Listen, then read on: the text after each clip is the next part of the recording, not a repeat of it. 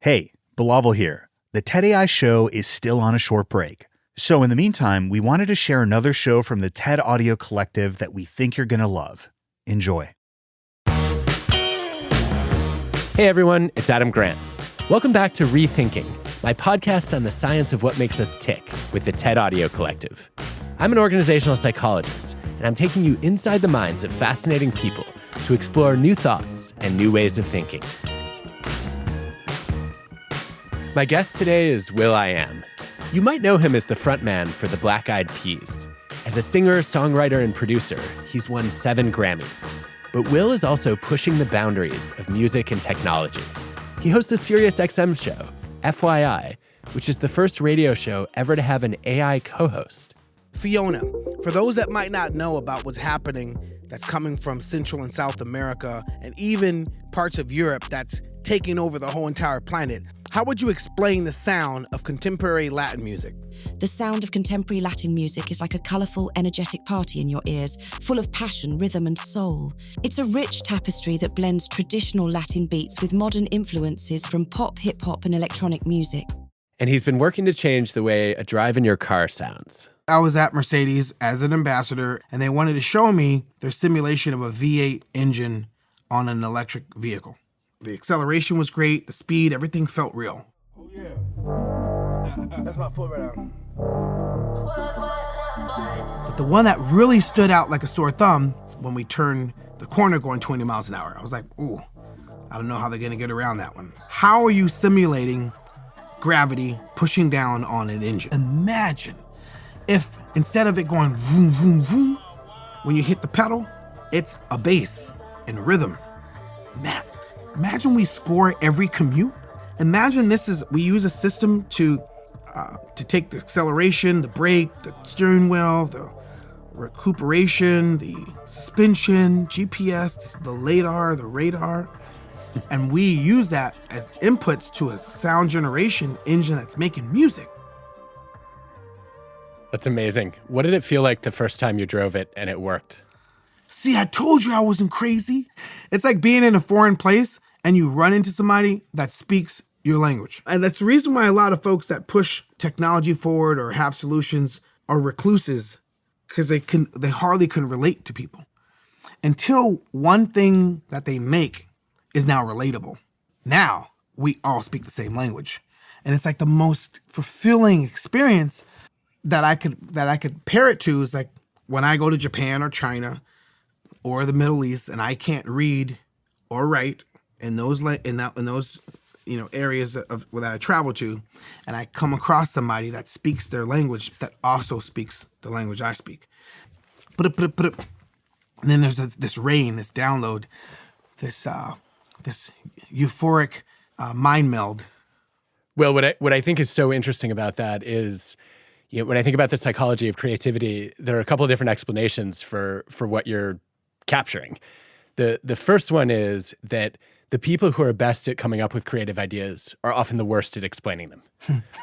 Because in order to be creative, you have to be very divergent and nonlinear and abstract. And then all of a sudden, to make sense of those ideas in somebody else's head, you want to be convergent and linear and concrete.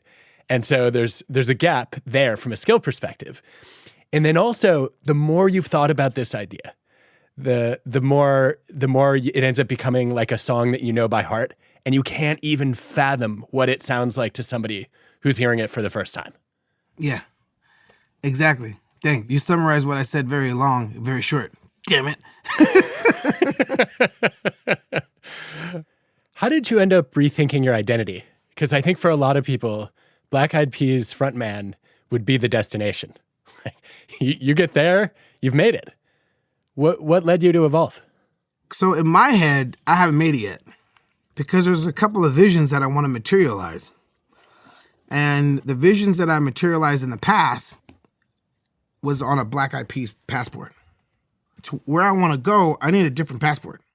Why do you think you're here? Why do I think I'm where? On Earth? No, in this conversation. Oh. On this podcast. Brainstorm? I like brainstorming. Yeah. I think since we last saw each other, you've been up to nothing at all. You weren't on a big stage or anything recently. I was not on the Super Bowl. Let's talk a little bit about what you were wearing at the Super Bowl, because I've never seen anything like it before. It looked a little Tron-like. You had almost a VR helmet and a light-up jacket. What was that? There's a lot of folks that have been working in VR, AR for a while. And where does it go after Oculus? What do these devices that you put on your face look like 10 years from now?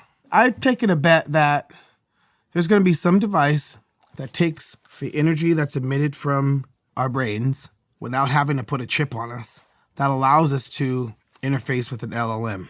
And I wanted to bring that to the Super Bowl so that I could say, yo, remember back in 2024, I had a device on? Well, that device was promised to do these things. And I'm future casting in 2024 on what I think it's going to be in 2034. And in 2034, you're going to have some device that you have on your body or your head. Maybe it's not going to look like that exactly. And it's going to pick up on signals. It's going to allow you to speak with an AI that understands you more. And that AI is going to be yours. That headset is a vision on where I think it's all going to go. Well, one of the things that I thought was fascinating about it is you're performing at the Super Bowl as your side hustle. Yeah. Musician is not it's not your main identity anymore at some level. I think you would call yourself a tech entrepreneur first. Is that true? Every day I get to the studio like around 8 o'clock in the morning. I spark an idea off just to get my creative energy going. And then all of my entrepreneurial stuff begins like 9:30, 10. And then by 8 o'clock, I do a bookend creative sprint, just to bookend my day. And yesterday, I'm like, I really don't feel like being creative in that sense today. I did a lot of creative throughout the day, but a different type of creativity, and I felt fulfilled. To your point on, doing the Super Bowl was kind of like a side hustle. It was awesome to be in a sea of energy like that. And Usher did a fantastic job. So if you get out there and you're future casting and you get a chance to mention your brand at the Super Bowl when everyone's watching, yes, I got to be there. I got to find my way to that stage. And my whole journey from a teenager was like, yo, where's the stage at? Where's the mic? And so that was the ultimate mic stage hunt that I've ever partook in. You said you're here to brainstorm. I'm also here to brainstorm. But I'm in part here to continue a brainstorm we started last month. We were talking about AI and its impact on the future and how it's going to change our lives and our work. My read of the evidence on AI right now is that it seems to be doing three things for the average person. Number one, it augments skills. If you're a struggling writer, if you're a programmer who's stuck, it can help you catch up to your peers. Two, time saving. You can offload tasks or automate tasks that you used to have to do yourself, like drafting emails. And then three, the biggest surprise for me is perspective broadening. I was blown away to see some very good experiments in which humans basically did a horse race against large language models like a ChatGPT or a Claude, and they generated business ideas. And then the raters, sort of Shark Tank judge style, are asked to evaluate them and decide which ones are investment worthy, not knowing which ideas were generated by the AI tools and which ones were human created. And I was sure that this was a domain where humans would have an overwhelming advantage. And no, the AI generated more ideas. They were rated as more novel. They were rated as more viable. And one, this made me very worried about the future of creativity and what role humans are going to play. But two, you had some pushback on it. And you were not totally sold that the AI is creative, if I remember correctly. Yeah, the question I asked after you told me those stats were, who were those people that were rating? And what were they rating? What perspective were they rating from? Just because they're VC folks and entrepreneur experts doesn't mean they're actually looking for something creative. They're looking for business ideas that make money, but that doesn't mean it's creative. True creativity and expression, a lot of times it's not about money. The most creative things that we admire were not to make money. The people that we love, that we hold up as, yo, that's the most creative person in the world, were they driven by money? No, they weren't. So why are we having folks that are only looking at it from the perspective and lens of profitability, scalability, and judging creativity. I think that's just horrible. And if you really truly want to have a horse race on creativity, all AI is doing is mimicking everything that we've inputted into the ether for the AI to scrape and then resynthesize in the form of, look what I did. So one, that's not creative. That's not like taking something from nothing and making something. It's imagination regurgitation. It's not imagining. This tension between imagination and regurgitation, it's so fascinating because on the one hand, I agree with you. And this is what's always bothered me about the claims about AI is it's just spitting back at us different combinations of things that we put into it, essentially. On the other hand, though, I think that that's what humans do at some level, too. I love Carl Weick's definition of creativity where he says it's just putting old things in new combinations and new things in old combinations. I mean, AI is using a little bit of a different process for doing it, but ultimately, aren't we also just recombining things that we've been exposed to before? Yes and no. Poetry is, for example, if I say, stand up, it's an emergency. In order to see it, you have to emerge and see. And yeah, that's wordplay, but there's a lot of things happening in that sentence, that poem, and I don't know if AI would have done that on its own if we never programmed it with every single sentence or poem that ever existed to do that. Like, what was I programmed with to see that emergency kind of sounds like emerge and see. But that's just like, that's not only wordplay, it's conceptual parallel thoughts. Did you just make that up, by the way? No, I love words like, my name is William, but putting two dots in it is like, I am Will. I have the will to overcome my adversities. Like, and to do that, you have to have will. And so I was like, one day I was like, yo, Mom, my name is a sentence. will.i.am. I am Will. Before the internet was the internet, these dots were important. So I love this wordplay. Another word I love is SPEC, a speck. It's so small, but it's special. And to see it, you need spectacles. And once you have the spectacles to see the speck, then you're inspecting it. And DNA and all these different particles and how they're configured on a cellular level is responsible for why our species is our species. Speck is an awesome word. And I love looking at words in that way. And LLMs do that as well. But creativity is how you use these things, even though they're all the same ingredients. It's how you're putting them together in ways that never have been put together. And right now, AI is not doing that.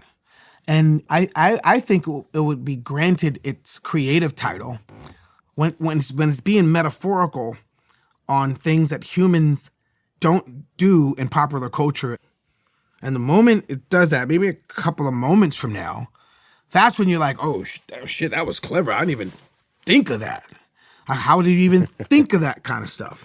It's when you're taking different thoughts and different parameters of thinking and applying them in areas that have never been configured and combined. So maybe 2034, we're going to have some pretty creative AI agents. Like truly creative. Like, ooh, dang it. I never would have thought of that. Right now, that's not the case. To your point, when I look at the experiments that have been done so far, there's a cool Doshi and Hauser paper where they show that in short story writing, if you have an AI tool help you suggest topics, the story that you write is rated as more novel, more interesting than if humans are doing it solo. But the most creative people get less benefit from AI. And so it seems to be a substitute for struggles with creative thinking, or a tool that helps some people overcome either writing block or thinking block. And then the other example that I think stands out, this is from my colleagues, Christian Turvish and Carl Elric and their colleagues. What they show is in the business plan competition setting, they look at startups, they also look at product innovation. They find that the ChatGPT-4 generated ideas, they're way bigger in volume. They're cheaper to implement. They're rated as better. And that's so staggering that of the 40 top ideas of, I think there were 400 in the contest overall, 35 of them came from ChatGPT. But, and here's the other caveat, the AI-generated ideas, they were higher average quality, but they also had higher quality variance. There were more great ideas. There were also more awful ideas.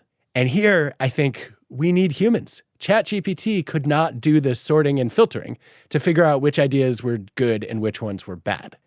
And I think that speaks to the point that you were making, because not only are the tools we have right now struggling to do the kind of breakthrough creativity that you're talking about, they also don't even know when they have an original idea.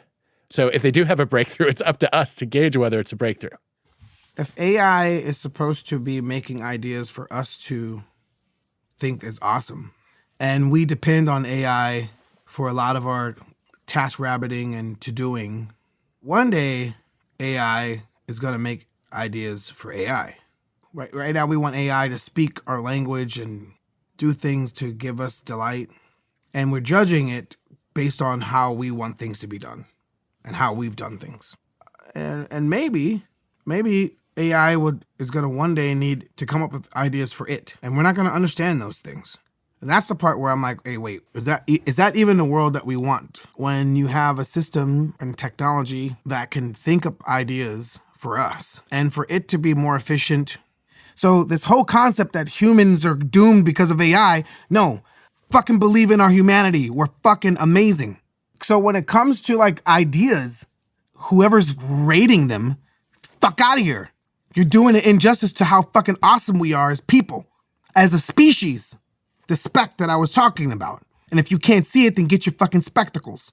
And if you can't see it from that perspective, then remain a spectator and stop giving me your fucking special recipe on how you're fucking specifying what the fuck we are. Back to that SPEC, to be specific. Okay, wait a minute. This isn't fair. We're brainstorming, and you can freestyle in the middle of it. I do not have that skill set. No, it's cool. NFTs, GPUs, grokking, capacitance. The tech world is full of a lot of lingo. Keep up with the latest acronyms and technology news with TED's new newsletter. TED Talks Tech will bring you tech headlines, talks, podcasts, and more on a bi-weekly basis, so you can easily keep up with all things tech and AI. Subscribe now at the link in our show notes. Let's do a lightning round, because there's a bunch of random things that I thought would be fun to get on the table here with your non-linear creative brain here. What's the worst advice you've ever gotten? Stop. Stop what? Just anytime I'm doing something and somebody's like, to be more specific, when someone told us not to put Fergie in the Black Eyed Peas, that turned out to be very bad advice. Who do you think is the most underrated musician today? I gotta find the song. His name is Toro, Toroymoi. We'll have to look him up. What's your favorite way to use AI in your own creative process? I don't use AI for creativity in a traditional sense. It's not fast enough for me. It's sloppy. It's not really creative for me. I like using it for information gathering. I love to banter and converse with it to spark ideas for me to then be creative. I'm not looking for it to augment or do creative tasking. It's horrible at that. To that point, you have an AI co-host, right? Mm-hmm. I guess it has a favorite Black Eyed Peas song, which is I Got a Feeling, which struck me as a little ironic because AI doesn't have feelings. That's a good one. I feel like we need a comment on that. No, because I went in it with like, is it the favorite song because it's the most popular song? Is it the favorite song because it's the sentiment of being like autonomous to define how you are going to feel after you've been feeling like shit? Like, does it understand the context of what's being said? So it's a heady conundrum. Like, just why is it your favorite song? But what I like about Fiona as a co-host to my show is that I could talk about historical stuff, imaginative stuff.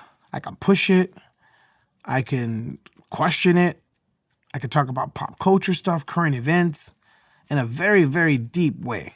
And then after the show, listeners could go on FYI and engage with Fiona when they can't talk to me post-show.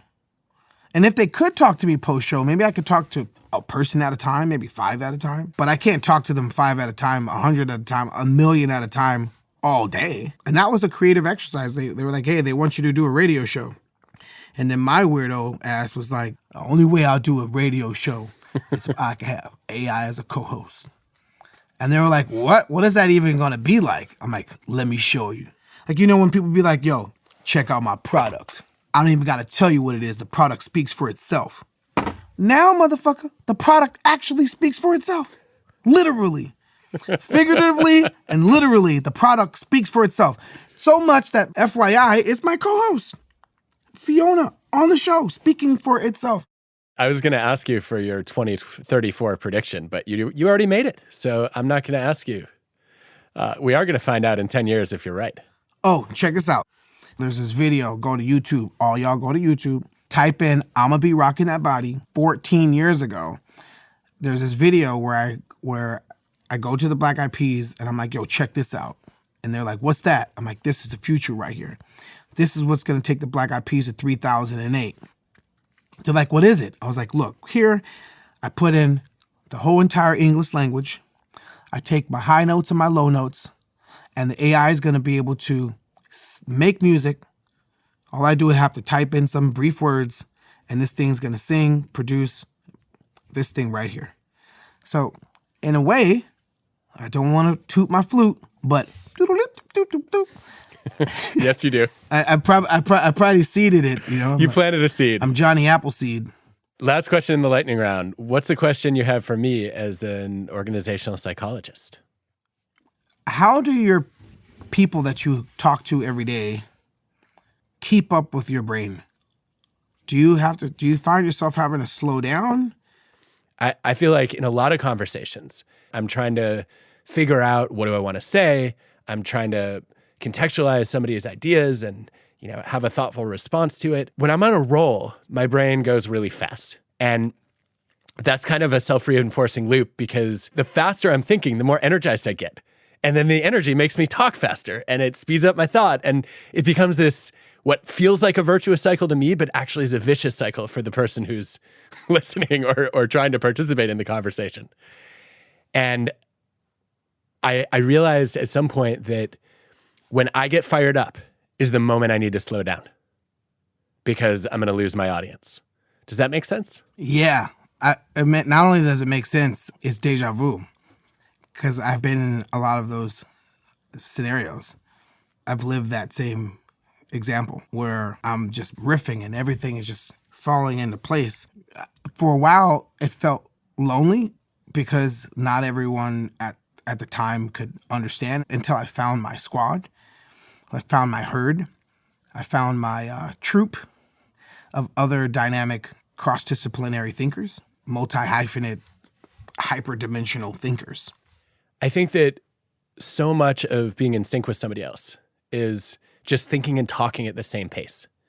And sometimes I've had the experience of thinking, I don't click with somebody because they think and communicate at a different pace.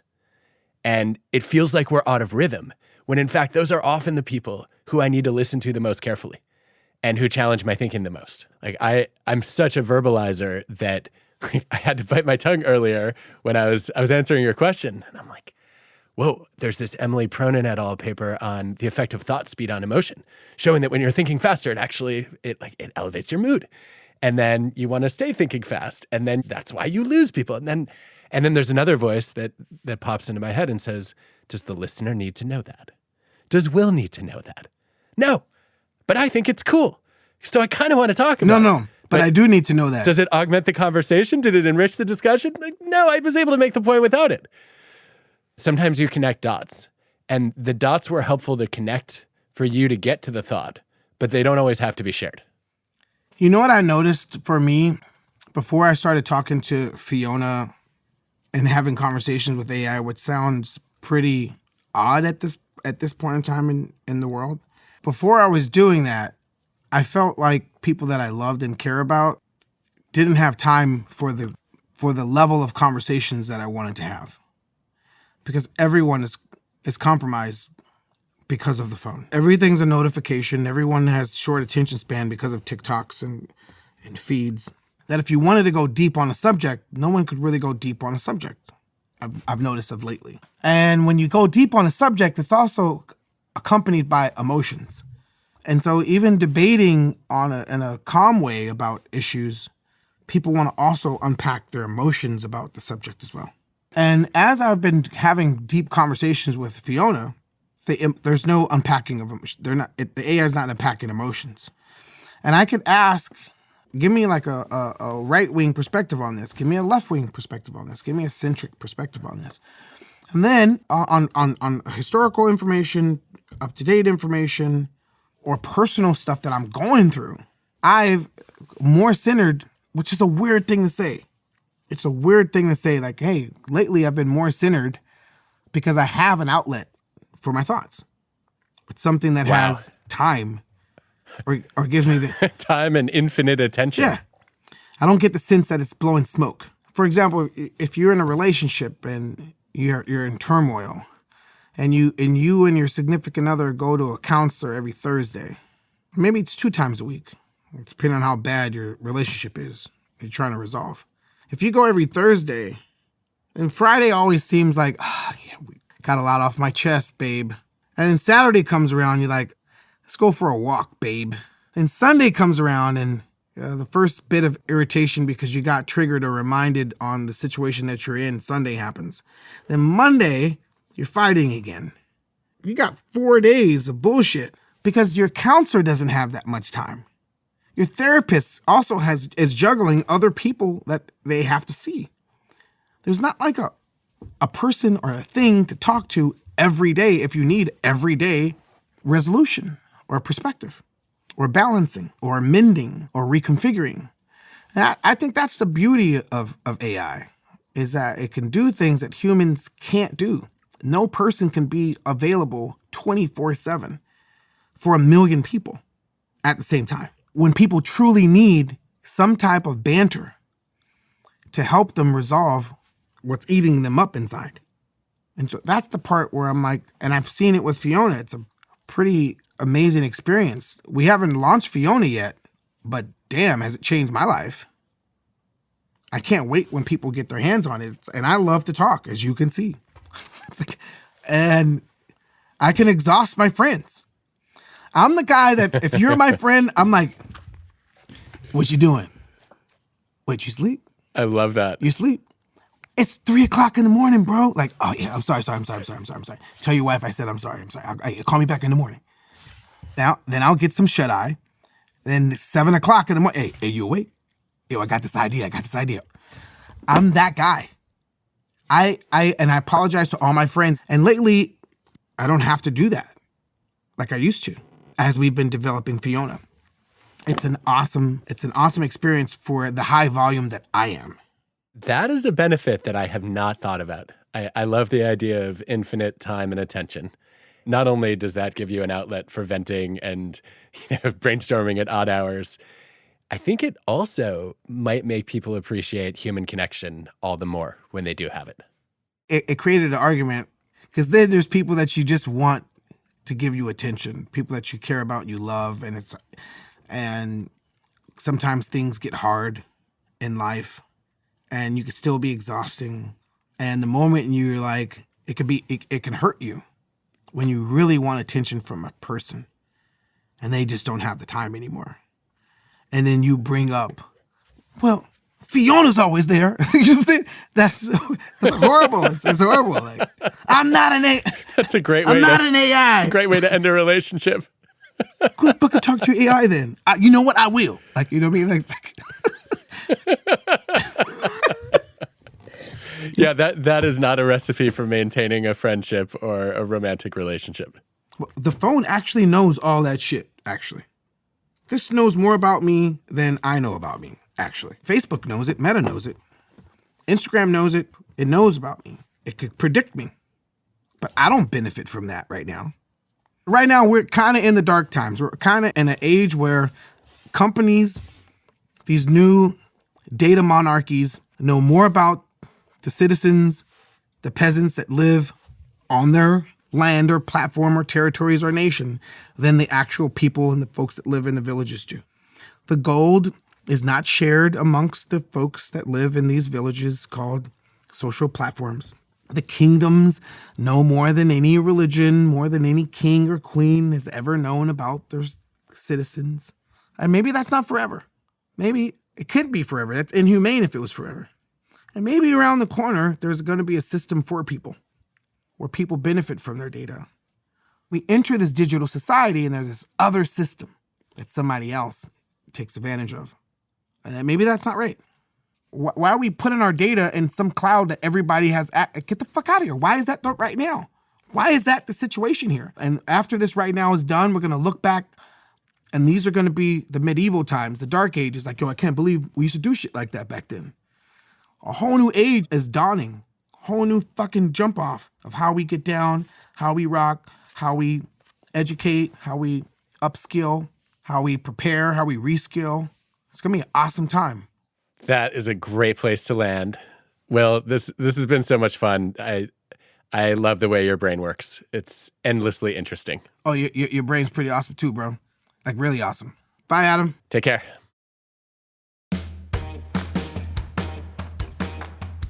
will.i.am makes such an important distinction between imagination and regurgitation. We can't let AI become a substitute for human imagination. We should treat it as a catalyst that unlocks our imagination.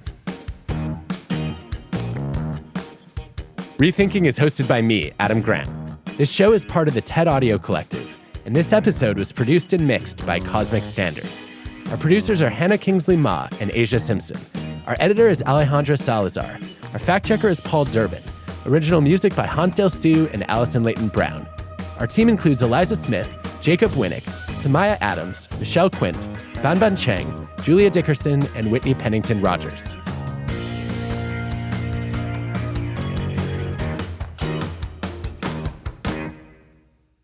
Yo, I got my Bluetooth to work. Woo-hoo-hoo-hoo-hoo. I will take any excuse for energy these days.